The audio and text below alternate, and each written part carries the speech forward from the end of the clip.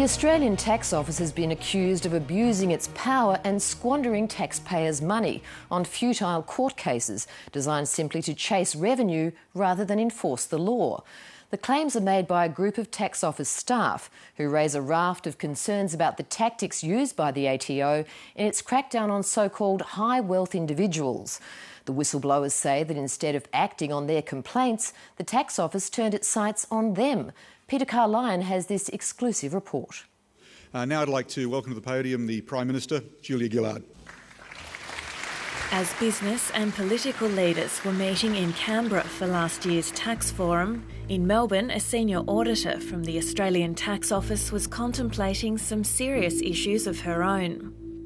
Serene Teffaha had been at the ATO for 8 years when the Tax Office bolstered its crackdown on so-called high-wealth individuals or businesses worth between $100 and $250 million a year. Her job was to assess taxpayer objections to the scheme. It wasn't long before alarm bells sounded. We observed that things like procedural fairness, natural justice were not being appropriately delivered. Furthermore, we felt that our area wasn't being appropriately resourced to deal with these very complicated objections. At the time, the ATO was pursuing scores of cases through the scheme worth an estimated $490 million. Often what you have are cases being driven through that are not actually looking at the highest risks to the tax office, just simply following through to try and achieve the revenue targets. Serene Teffaha raised her concerns with her employers, but she says they were ignored.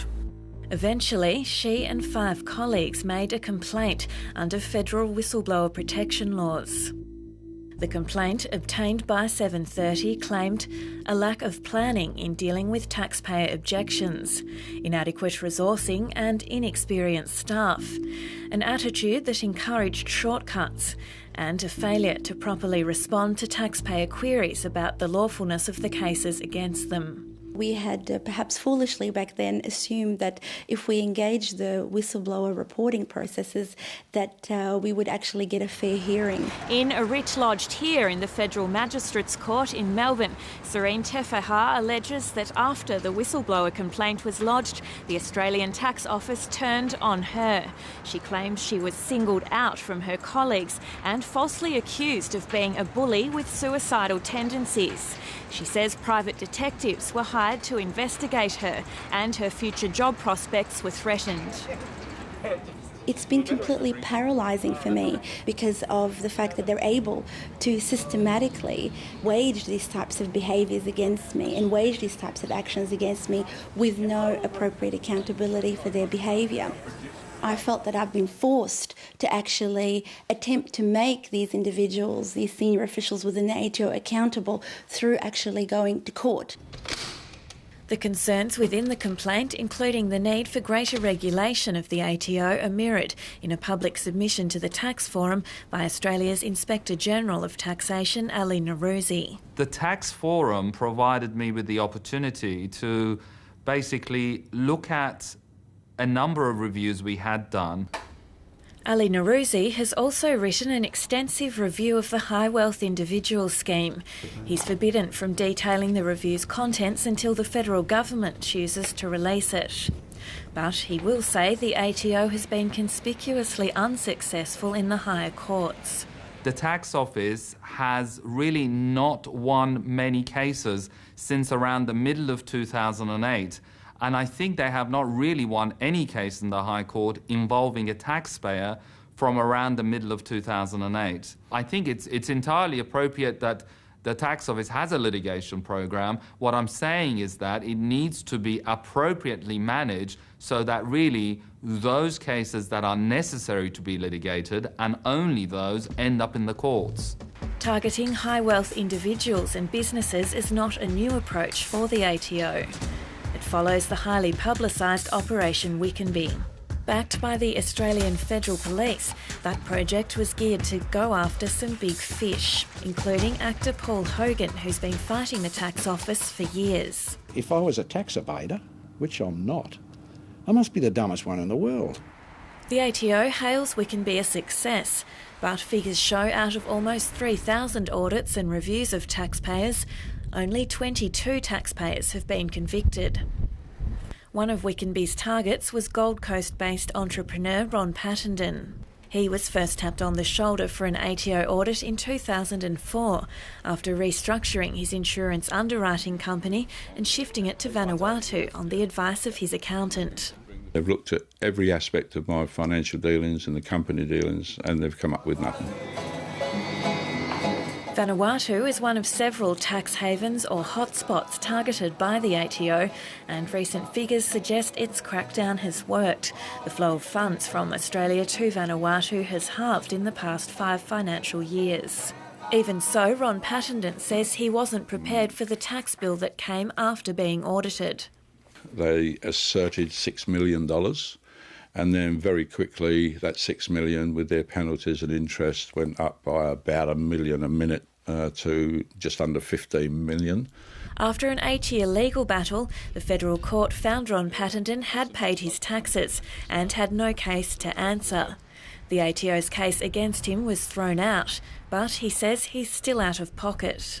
I was forced to pay $1.8 million in tax that I don't owe, and that would have been 3.5 years ago. So I'm still paying interest on that money I loaned from the bank to be able to pay that. So financially, probably close to $4 million out of my wallet at the moment.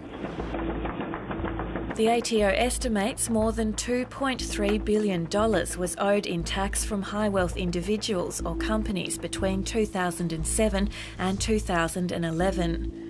Of that, $820 million has been collected, while more than $1.5 billion is at issue. ATO figures show 202 cases were heard in the federal court in the last financial year. When the ATO loses, we've actually expended taxpayer funds throughout this process to litigate these matters, but we ultimately lose. The ATO declined to be interviewed on camera about Serene Tefaha's claims and said it cannot comment on individual employee matters or circumstances, particularly those before the courts. It would not comment on Bron Pattenden's case either, citing privacy concerns. Bron Pattenden, though, wants the story of his court battles told. Like the highly publicised Paul Hogan case, he was hit with an ATO travel ban under Operation Wickenby, which stopped him leaving the country. It's a very heart-wrenching ordeal because it's just like the curtains come down. Mr Pattenden fought the travel ban and won. Despite that, 2 days later, he was detained at Brisbane Airport by federal police on the orders of the ATO as he was preparing to return home to New Zealand. 2 very burly federal police officers came along and told me that the tax office had issued a second travel ban. The second ban was eventually found to be unlawful and resulted in Federal Court Justice John Logan warning he could impose a prison term on the tax officials involved. They are allowed to take any amount of time that they wish to take to wear down somebody from the public like me. Years and years and years they can take, and thousands and thousands and thousands of dollars to defend yourself.